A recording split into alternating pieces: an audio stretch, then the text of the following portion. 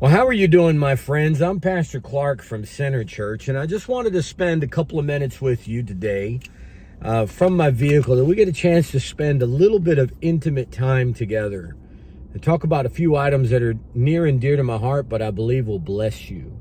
You know, I'm from the Rio Grande Valley, and I grew up here from the time I was 7 years of age, and I came in from Puerto Rico, New York City, but have been here since I was 7 years old.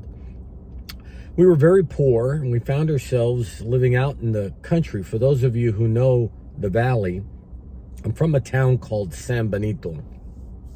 And we lived out in the Ratliff area, way out by the canals and the sticks. Today it's a developed community. But back then, 1973, when we moved down to the Rio Grande Valley from New York City, it was just an isolated area, very poor. About 12 to 14 of us living inside a squatter's home in the middle of a field that today, the property, the land in itself is completely covered with water. It's no longer a livable land, it's a swamp land. But that's where we moved to. And we were here for about a year or two. And then my parents bought a piece of property in town on Reagan Street. And there was 6 of us at the time. There were 6 of us that moved to the house on Reagan Street in San Benito, a small 2-bedroom, 1-bath home. My family was very humble, very meek.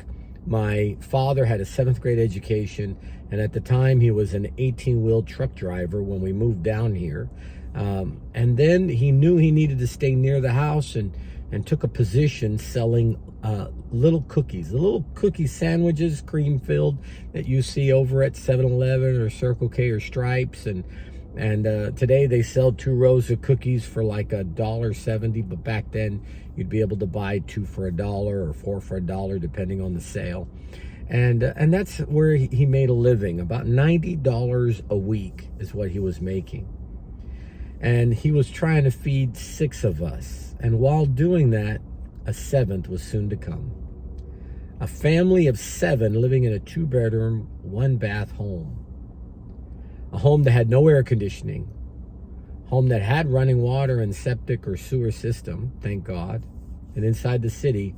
But trying to feed 7 people on $90 a week, even in the 70s, was very difficult. Little by little, he began to trust God, and he began to ask the Lord how to be able to get out of his financial predicament. He only had a 7th grade education.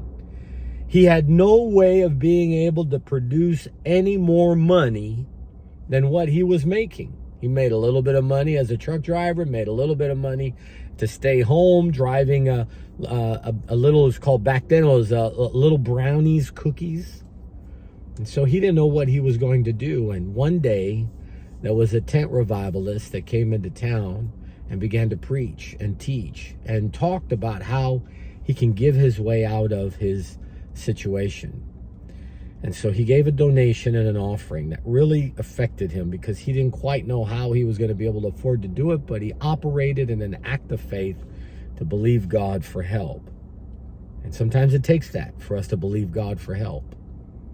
Well, here he was making a delivery one day in the city of Far, the city that I live in right now, here in Nederburg. And when he was making a delivery at a small convenience store of his little brownie cookies, there was a gentleman that was trying to move some big, heavy boxes inside a storefront right next door.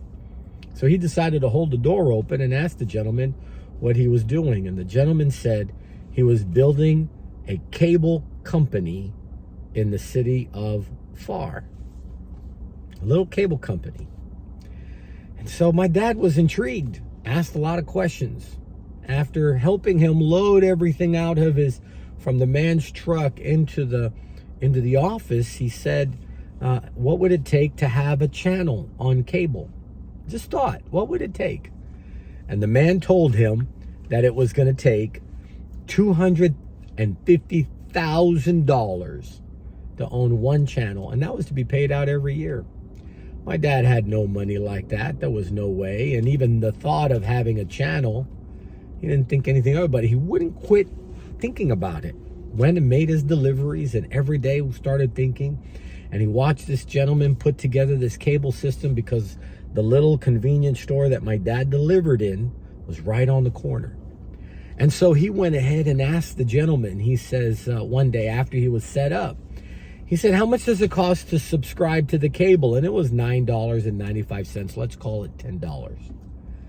So my dad took one of the applications and he said, let me see what I can do. And he started talking to pastors and to churches and asking them if they would consider becoming a subscriber to this cable company at $10 a month. That's $120 a year. And he began to have them fill out this application, made copies of it, have them fill out an application and pay a check of $9.95 or $10, whatever the subscription was, that they were going to make a commitment on a monthly basis of $10 a month. And he kept doing that. And he told the pastors, he says, I believe that if we sell $250,000 worth of annual subscriptions, we may end up with our own channel to preach the gospel. That's what my dad thought. He wasn't making any money off of it. He wasn't making any commissions, and he wasn't working for the cable company. He just wanted to see what it would take to preach the gospel.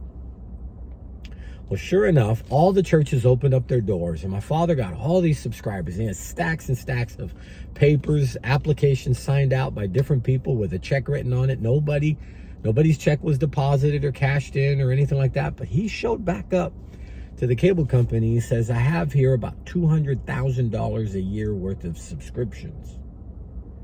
And he says, if I give this to you, will you let me have a channel? Will you let me have a channel? Well, the guy was shocked. He looked at it, made a couple of phone calls on the applications to verify whether it was real, and it turned out to be real. Let me tell you what the man did. The man went ahead and told my dad, he says, I want you to come into my office at this certain time, a certain day. When my dad got there, here's what the man did. He says, I want you to come on board and become an employee of the cable company. We're going to give you your channel. We're giving you a credit card with a budget, and we're giving you a car and a salary. And your job is to take care of all of these pastors that open up the door for you to be able to sign up these people. And I want you to take care of the subscribers and speak to the pastors. My dad was so excited. First day he gets on the job, he's got this TV channel on. It was black and white back in the day. This was 1975. And it was black and white, but he had one camera and he had a record player and he put up some posters on the wall and he started playing records, and he'd have me and my brother run the camera for him while he was going on the air, and he was playing Christian music, and he was putting on this program.